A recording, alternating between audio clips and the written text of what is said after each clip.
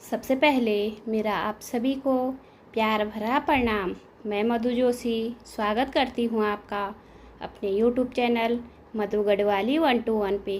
तो दोस्तों, आज की वीडियो में मैं आपको श्रावण मास महात्म्य का 13वां और 14वां अध्याय सुनाऊंगी। आप भी मेरे साथ श्रावण मास महात्म्य का 13वां और 14वां अध्याय ध्यानपूर्वक और पूरा जरूर सुनिएगा। 13वें अध्याय में शुक्ल चतुर्थी व्रत का वर्णन किया गया है और 14वें अध्याय में नाग पंचमी का वर्णन किया गया है। भगवान शंकर सनत कुमार से बोले, अब तुम्हें श्रावण शुक्ल चतुर्थी को किए जाने वाले व्रत दुर्गा गणपति व्रत के बारे में बताता हूँ। त्रिलोक्य में प्रसिद्ध इस व्रत को भगवती पार्वती ने श्रद्धापूर्वक किया था। इस व्रत को सरस्वती, इंद्र, विष्णु, कुबेर, अन्य देवता, मुनि, गंधर्व, किन्नर आदि कर चुके हैं। यह व्रत सब प्रकार के पापों को नष्ट करने के लिए किया जाता है। श्रावण शुक्ल चतुर्थी के दिन एक दंत वाले गणेश जी की सोने की मूर्ति बनवाकर सोने के सिंहासन पर स्वर्ण की दुर्वा बिछाकर तांबे के कलश पर स्थापित करनी चाहिए। लाल कपड़ा बिछाकर सर्वतोभद्र मंडप का निर्माण कर उस पर कलश स्थापित करें।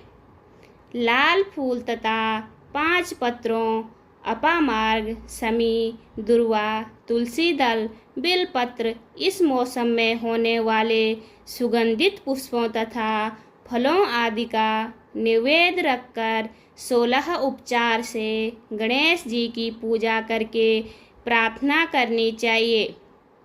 इस स्वर्ण निर्मित प्रतिमा में विघ्न विनाशक गणेश जी का आह्वान करता हूँ, इसमें वे पधारें।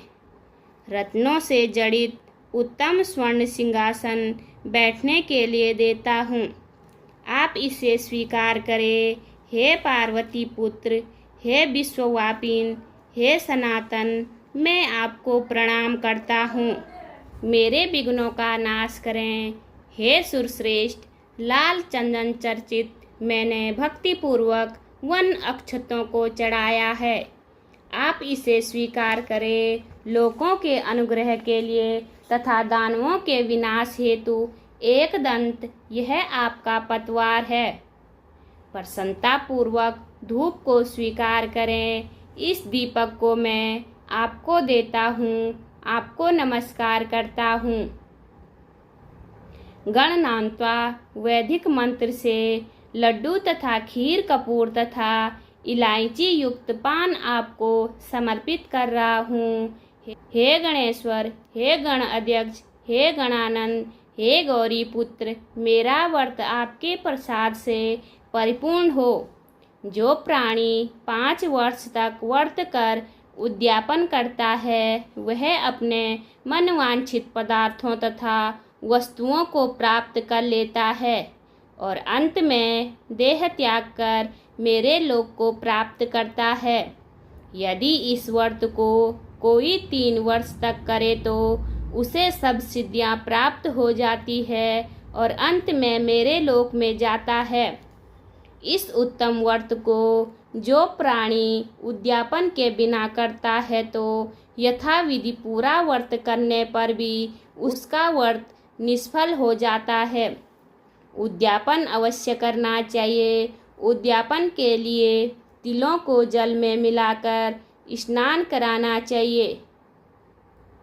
फिर गणेश जी की 1 पल या आधा पल या चौथाई पल की स्वर्ण की प्रतिमा बनवाकर उसको पंचगव्य द्वारा स्नान कराकर दुर्वा से पूजा करनी चाहिए। निम्नलिखित मंत्र द्वारा पूजन कराना चाहिए। हे गणाधीश, उमासूत, विघ्न नाशक, आपको नमस्कार है। हे विनायक, हे ईशपुत्र, हे सर्वसिद्धि प्रदायक, हे हेमवक्त, हे मूषक वाहन, हे कुमार गुरु, आपको नमस्कार है। उपरोक्त सभी नामों से अलग अलग पूजन करना चाहिए। पहले दिन अधिवासन करना चाहिए, दूसरे दिन प्रातःकाल हवन करना चाहिए।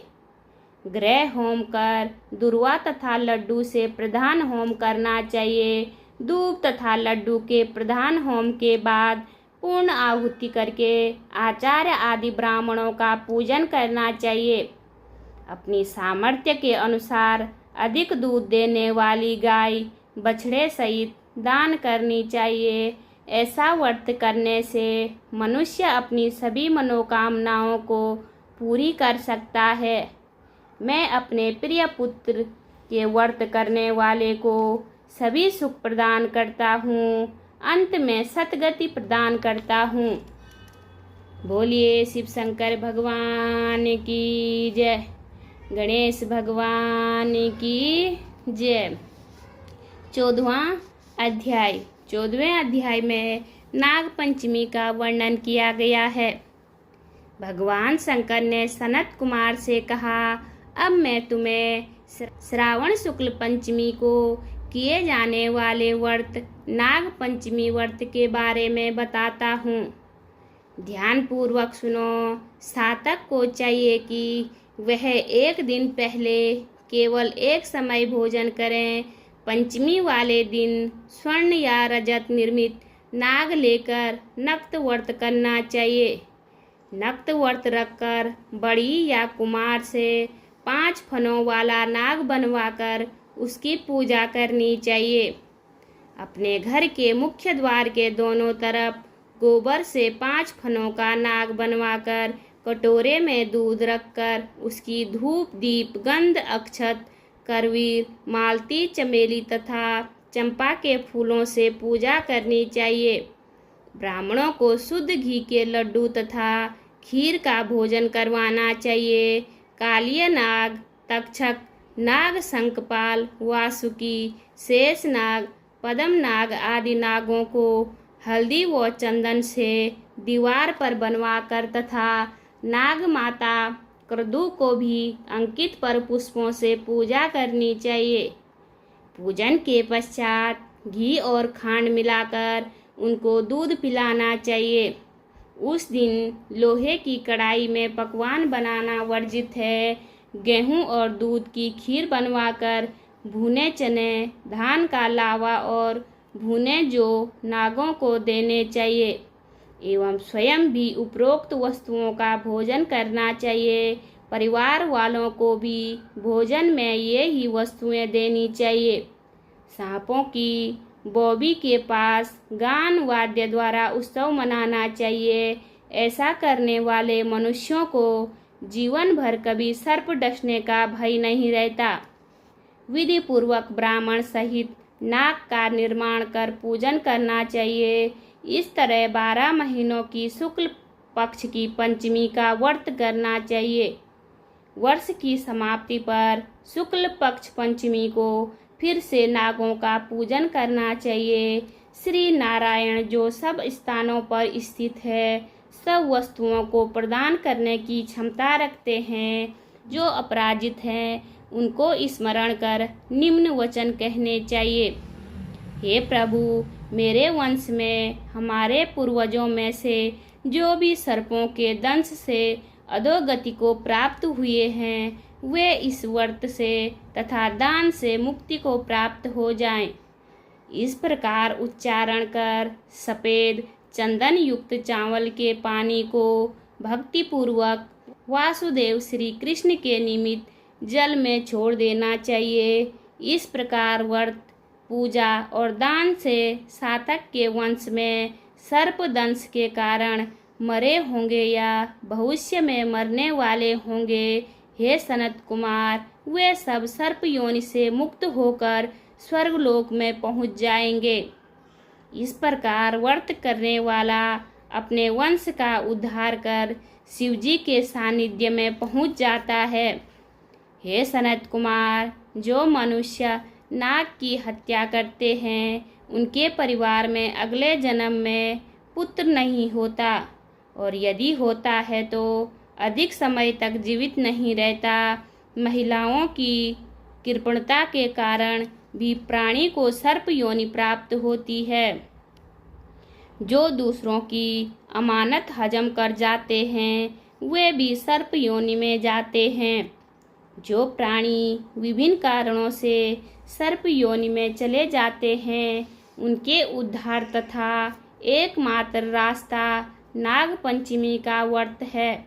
जो प्राणी नाग पंचमी का व्रत तथा नाग पूजन करते हैं उनकी भलाई के लिए नागों के स्वामी शेष नाग और वासुकी नाग भगवान विष्णु से और भगवान शंकर से हाथ जोड़कर प्रार्थना करते हैं। शेष नाग और वासुकी नाग की प्रार्थना पर भगवान विष्णु और भगवान शंकर उन लोगों की सब मनोकामनाएं पूर्ण करते हैं। वे प्राणी नागलोक में अनेक तरह के भोगों को भोगकर वैकुंठ लोक में चले जाते हैं। बोलिए शिव शंकर भगवान की जय, पार्वती माता की जय। उम्मीद करती हूँ आपको वीडियो पसंद आई होगी। वीडियो पसंद आए तो वीडियो पे लाइक कीजिए, कमेंट कीजिए, अपने दोस्तों के साथ शेयर कीजिए। चैनल पे नए हो तो सब्सक्राइब ज़रूर कीजिए। मैं मधु जोशी मिलती हूँ आपको अगली वीडियो में। तब तक के लिए बाय बाय, धन्यवाद।